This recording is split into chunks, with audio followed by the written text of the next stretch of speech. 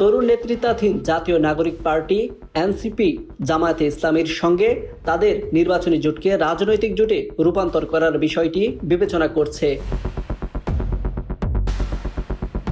দলটির শীর্ষ নেতারা প্রকাশ্যে কিছু না বললেও অভ্যন্তরীণ সূত্রগুলো বলছে, অন্তর্বর্তী সরকারের সংস্কার উদ্যোগ বাস্তবায়নে সংসদের ভেতরে ও বাইরে উভয় ক্ষেত্রেই জামায়াতের সঙ্গে যৌথভাবে কাজ করতে চায় এনসিপি।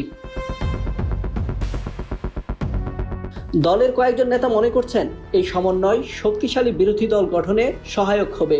একই সঙ্গে জুলাই সনদের আলোকে সাংবিধানিক সংস্কারের পথও প্রশস্ত করতে পারে।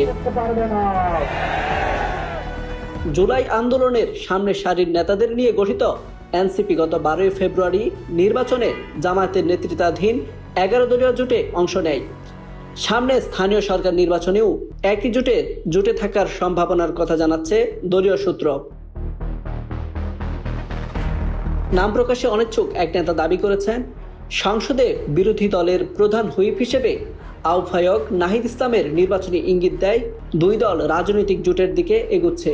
দলের নির্বাচন ব্যবস্থাপনা কমিটির সচিব মনিরা শারমিন বলছেন, এটি একটি রাজনৈতিক জোট যা সংস্কার কেন্দ্রিক কার্যক্রমকে গুরুত্ব দিচ্ছে এবং নির্বাচন ঘিরে কাজ করছে। তার ভাষায়, রাজনৈতিক বাস্তবতা ও সংস্কারের অগ্রাধিকার দুই বিবেচনাতেই জোট এগোবে। সংসদীয় কার্যক্রমে সমন্বয়ের সুযোগ থাকলে অংশীদাররা যৌথভাবে কাজ করবে। আরেক নেতা ইঙ্গিত দিয়েছেন, আসন্ন স্থানীয় সরকার নির্বাচনে এনসিপি জামায়াতের সমর্থন চাইতে পারে। ঢাকা দক্ষিণ সিটি কর্পোরেশনের নির্বাচনে সম্ভাব্য মেয়র প্রার্থী নিয়েও আলোচনা চলছে। এরই মধ্যে স্থানীয় সরকার বিভাগ নির্বাচন আয়োজনের প্রস্তুতি নিতে নির্বাচন কমিশনারকে অনুরোধ জানিয়েছেন।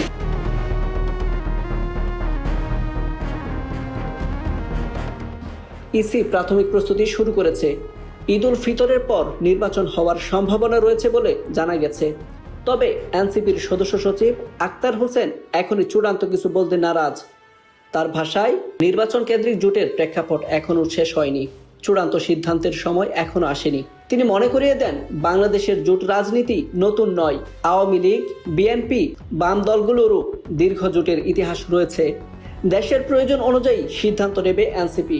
উল্লেখ্য, গত বছরের অক্টোবরে আলাদাভাবে নির্বাচনে লড়ার ঘোষণা দিলেও 28 ডিসেম্বর নাহিদ ইসলাম জামায়াতের নেতৃত্বাধীন জোটে যোগ দেওয়ার ঘোষণা দেন। তখন তিনি স্পষ্ট করেছিলেন, এটি আদর্শিক জোট নয়, এটি নির্বাচনী সমঝোতা।